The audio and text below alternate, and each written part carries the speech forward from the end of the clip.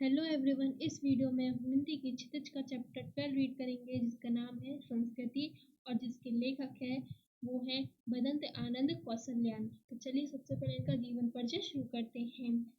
इनका जन्म सन 1905 में तत्कालीन पंजाब के अंबाला जिले के सोहना गांव में हुआ। उनके बचपन का नाम हरमान दास था। उन्होंने लाहौर के नेशनल कॉलेज से बीए किया। अनन्यम हिंदी सेवी कौशल्यान जी बौद्ध भिक्षु थे और उन्होंने देश विदेश की काफी यात्राएं की तथा बौद्ध धर्म के प्रचार प्रसार के लिए अपना सारा जीवन समर्पित कर दिया। वे गांधी जी के साथ लंबे अरसे तक वर्धा में रहे। सन 1988 में उनका निधन हो गया। बदंत आनंद कौशल्यान की 20 से अधिक पुस्तकें प्रकाशित हैं, जिनमें भिक्षु के पत्र, जो भूल न सका, आह जैसी दरिद्रता, बहानेबाजी, यदि बाबा न होते, जेल का टिकट, कहाँ क्या है देखा आदि प्रमुख हैं। बौद्ध धर्म दर्शन संबंधित अनेक मौलिक मौलिक और अनुदित उनके अनेक ग्रंथ हैं, जिनमें जातक कथाओं का अनुवाद विशेष उल्लेखनीय है। देश विदेश के भ्रमण ने बदंत जी का अनुभव की व्यापकता प्रदान की और उनकी सृजनात्मक को समृद्ध किया। उन्होंने हिंदी साहित्य सम्मेलन प्रयाग और राष्ट्रीय भाषा प्रचार समिति वर्धा के माध्यम से देश विदेश में हिंदी भाषा के प्रचार प्रसार का महत्वपूर्ण कार्य किया। वे गांधी जी के व्यक्तित्व एवं कृतित्व से विशेष प्रभावित थे। सरल सहज बोलचाल की भाषा में लिखे उनके निबंध, संस्मरण और यात्रा वृत्तांत काफी चर्चित रहते हैं।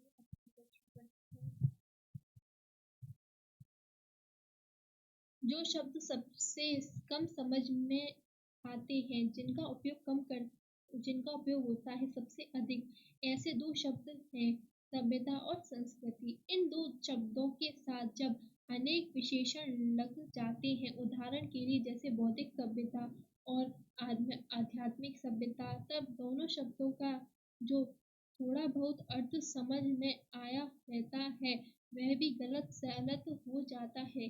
क्या यह एक ही चीज है अथवा दो वस्तुएं? यदि दो हैं तो दोनों में क्या अंतर है? हम हम इससे अपने तरीके पर समझने की कोशिश करें। कल्पना कीजिए उस समय की जब मानव समाज का अग्नि देवता से आच्छादन नहीं हुआ था। आज तो घर घर चूल्हा जलता है। जिस आदमी ने पहले पहल आग का आविष्कार किया होगा, अब कितना बड़ा आविष्कार होगा। अथवा कल्पना कीजिए उस समय की जब मानव ने सुई धागे का परिचय किया था। जिस मनुष्य ने धागे में पहले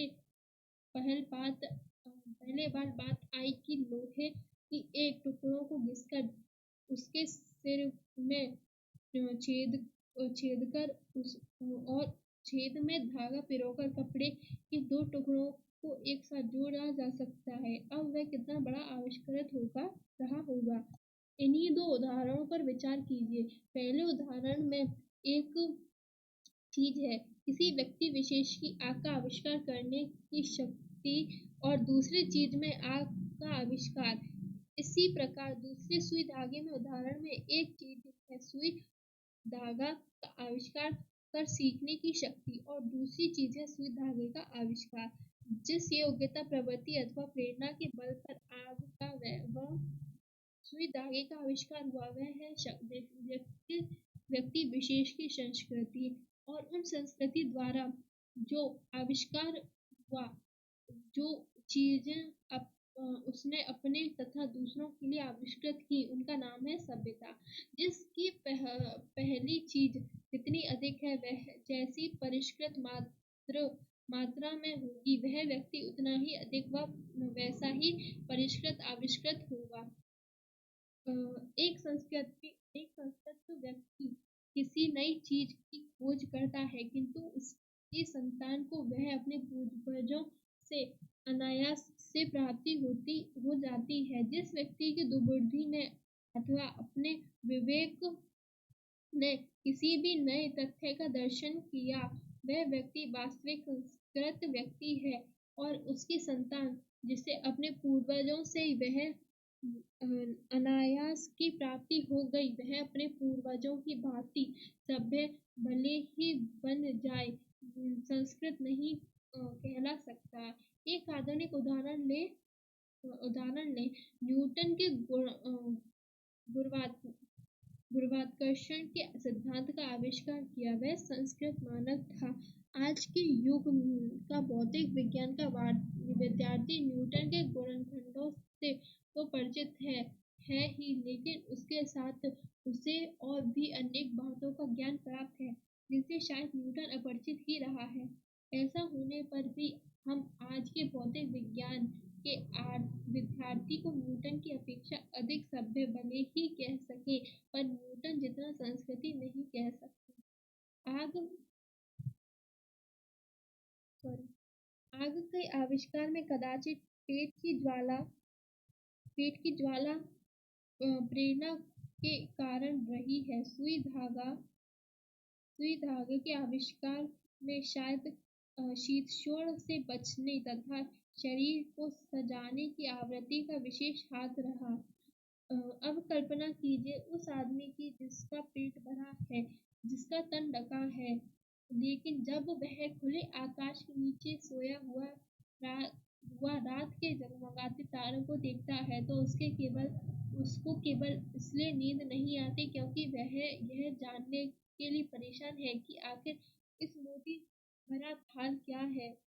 पेट भरने और तन ढकने की इच्छा मनुष्य की संस्कृति की जननी नहीं है।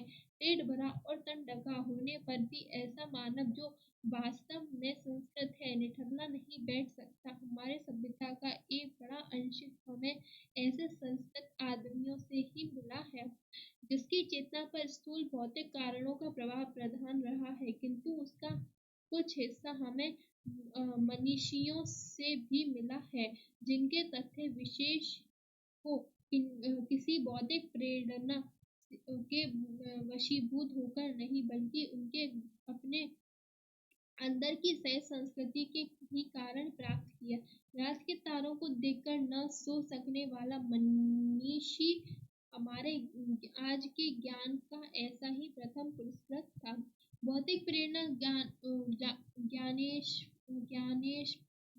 ज्ञानेप्सा क्या ये दो ही मानव संस्कृति के माता पिता हैं? दूसरे के मुंह में कोट डालने के लिए जो अपने मुंह का कोट छोड़ देता है, उसको यह बात क्यों और कैसे सूझती है? रोगी बच्चे को सारी रात गोद में लिए जो माता बैठी रहती है, वह आखिर ऐसा क्यों करती है? सुनते ही रूस का भाग्य विधाता, लेकिन अपनी डेस्क में रखते हुए डबल रोटी में सूखे टुकड़े स्वयं न खाकर दूसरों को खिला दिया करता था। वह आखिर ऐसा क्यों करता था? संसार के मजदूरों को सूखी देने वाला स्वप्न देखते हुए कार्ल मार्क्स ने अपना सारा जीवन दुख में बिता दिया, और इन सब से बढ़कर आज नहीं, आज से 2500 वर्ष पूर्व सिद्धार्थ ने अपना घर केवल इसलिए त्याग दिया कि किसी तरह तृष्णा के वशीभूत लड़ती करती मानवता सुख से कह सके। हमारी समझ में मानव संस्कृति की जो योग्यता आज से सुई धागे का आविष्कार करती है, वह ही संस्कृति है। जो योग्यता तारों को जानकारी करती है, वह भी है। जो योग्यता किसी महान मानव से सर्वस्व त्याग करती है, वह भी संस्कृति है। और सभ्यता है संस्कृति का परिणाम। हमारे खाने पीने के तरीके, हमारे ओढ़ने पहनने के तरीके, हमारे गमनागमन के साधन, हमारे परस्पर कट बढ़ने के तरीके, तब हमारी सभ्यता मानव की जो योग्यता उससे आत्मविश्वास के साधनों का आविष्कार करती है, हम उसे उसकी संस्कृति कहें या असंस्कृति। और जिन साधनों के बल पर वह दिन रात आत्मविनाश में जुटा हुआ है। उन्हें हम उसकी सभ्यता समझें या असभ्यता, संस्कृति का यही यदि कल्याण की भावना न नाता टूट जाएगा तो वह असंस्कृति होकर भी रहेगी। और ऐसी संस्कृति ऐसी संस्कृति का अवश्य भावी परिणाम सभ्यता के अतिरिक्त दूसरा क्या होगा? संस्कृति के नाम से जिस कूड़े करकट के ढेर का बोध होता है वह न संस्कृति है न रक्षणीय वस्तु। रण परिवर्तन होने वाले संसार में किसी भी चीज को पकड़कर बैठा नहीं जा सकता। मानव ने जब जब प्रज्ञा और मैत्री भाव से किसी नए तथ्य का दर्शन किया तो उसने कई वस्तु नहीं देखी जिसकी रक्षा के लिए दलबंदियों की जरूरत है। मानव संस्कृति एक अविभाज्य वस्तु है और उसमें जितना अंश कल्याण है वह अकल्याणकर की अपेक्षा श्रेष्ठ ही नहीं स्थायी भी है। धन्यवाद।